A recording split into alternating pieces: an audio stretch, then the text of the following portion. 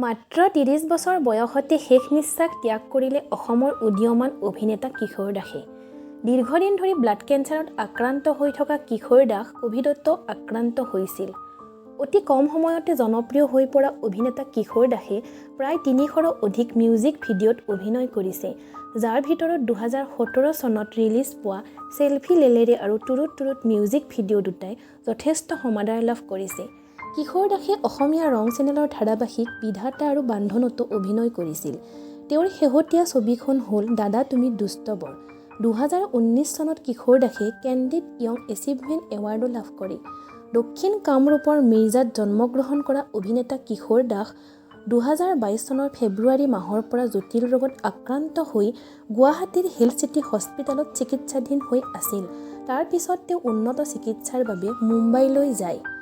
Media report মতে চেন্নাইৰ Apollo' হস্পিটেলত আজি তেওঁ শেষ নিশ্বাস ত্যাগ কৰে। এই দুখ লগা খবৰটোৱে সকলোকে মৰ্মাহিত কৰিছে। কিশোৰ দাসৰ আত্মাই চিৰশান্তি লাভ কৰক।